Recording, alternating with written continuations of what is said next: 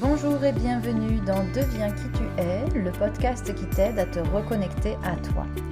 Que faire lorsque l'on est confronté à un choix difficile? C'est ce qu'on va voir dans ce nouvel épisode. Je m'appelle Nadège et mon ambition est de t'aider à te connecter à ta nature profonde et à exprimer tout ton potentiel afin que tu puisses vivre la vie qui t'inspire et qui te ressemble. Ici, je te propose des réflexions autour de sujets variés à partir de ma propre expérience et ce en toute authenticité pour qu'ensemble nous puissions nous élever et nous réaliser.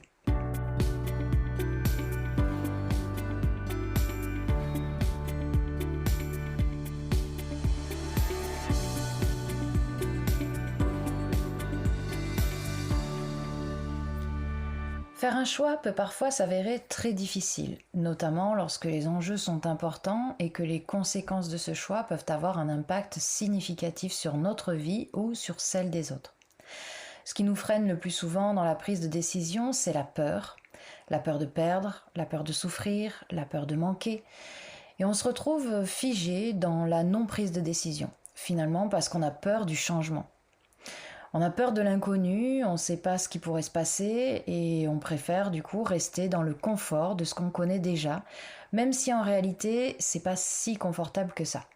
Parce que parfois on peut être dans des situations très inconfortables et malgré tout on n'arrive pas à en sortir, tout simplement parce que l'inconnu, le changement, fait plus peur et plus dérangeant que l'inconfort de la situation. Seulement, la vie est changement. Dans la nature, rien n'est figé. Tout change et évolue en permanence. Donc c'est pas du tout dans notre intérêt de rester figé et c'est même contre nature de vouloir à tout prix fuir le changement.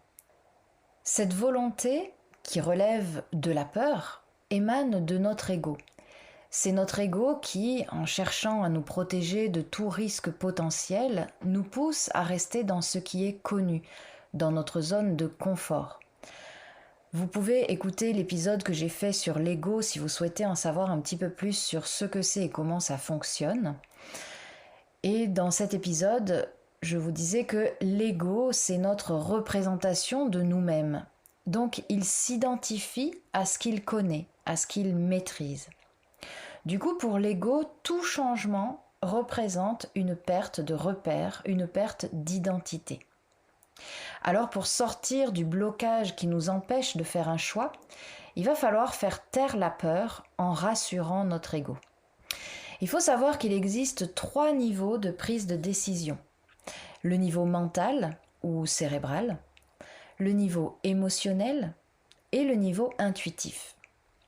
Au niveau mental, on va faire un choix en fonction des avantages et des inconvénients, donc de manière rationnelle. On va peser le pour et le contre.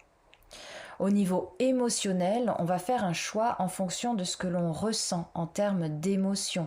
Donc si ça fait peur, si ça dégoûte ou si ça rend triste ou en colère, on va éviter de faire ce choix. Ou bien au contraire, peut-être que ce sera le désir, la joie ou l'excitation qui va nous faire faire un choix. Ou peut-être même que la colère ou la jalousie vont nous pousser à faire un choix. Bref, au niveau émotionnel, on réagit en fonction de ce que l'on ressent, en fonction de nos émotions.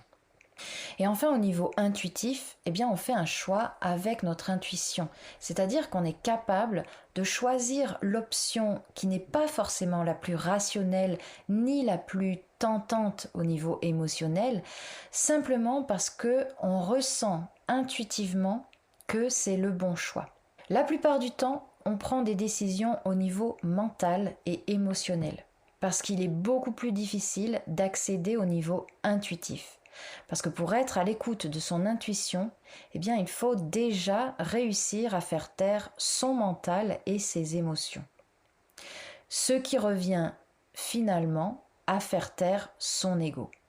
Car c'est lui qui nous empêche d'avoir accès à notre intuition. Alors comment on va procéder ?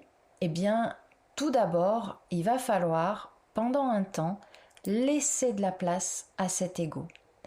Le laisser s'exprimer pour éviter qu'il ne prenne le dessus. Donc on va prendre conscience de ce qui dérange, de ce qui pose problème, que ce soit au niveau mental ou au niveau émotionnel. Parce que plus on va chercher à refouler nos émotions, plus elles vont s'intensifier. Et plus on va chercher à se changer les idées pour éviter de gamberger, plus nos pensées vont devenir obsessionnelles. C'est totalement naturel que nos pensées et nos émotions reviennent, redoublent d'efforts lorsqu'on cherche à les chasser. Donc plutôt que de les chasser, eh bien on va les accueillir, on va leur laisser de la place. Donc au niveau mental, eh bien on peut par exemple poser sur papier les avantages et les inconvénients de chacune des situations envisagées. Ça va permettre de clarifier les enjeux, de dédramatiser, de mieux comprendre le pour et le contre, plutôt que d'avoir toutes ces pensées enfouies dans la tête. Au niveau émotionnel, il va falloir dans un premier temps accueillir ces émotions, c'est-à-dire leur laisser de la place, ne pas se dire non, j'ai pas envie d'être triste, non, j'ai pas envie d'être en colère, mais plutôt tiens, je suis triste, tiens, je suis en colère. Reconnaître cette émotion, l'observer, la valoriser, la ressentir dans notre corps même, physiquement, aller chercher toutes les manifestations physiques de cette émotion dans le corps.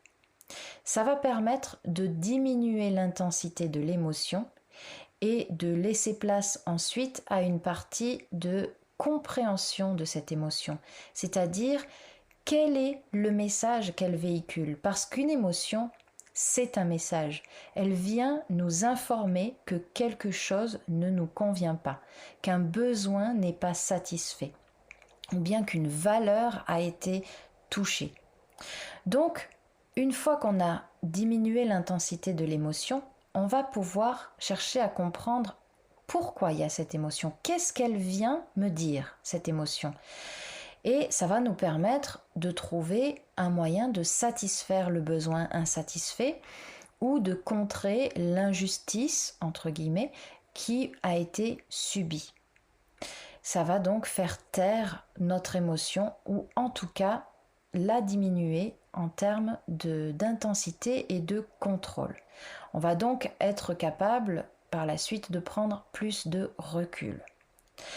Ensuite, une fois que le mental et les émotions sont calmés, on va mieux pouvoir se connecter à notre intuition.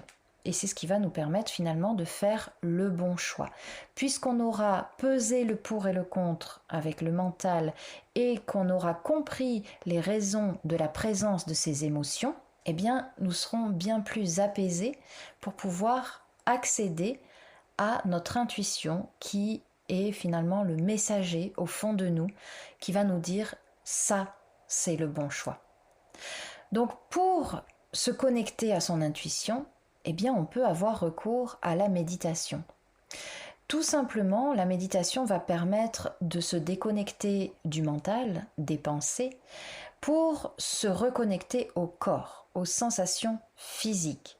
Et donc, pendant la méditation, si on pense à chacune des situations envisagées dans le choix qu'on a à faire, on pense bien sûr à chacune de ces situations une à la fois, et qu'on est en même temps à l'écoute de tout ce qui se passe physiquement dans notre corps, eh bien, on est à ce moment-là à l'écoute de notre intuition.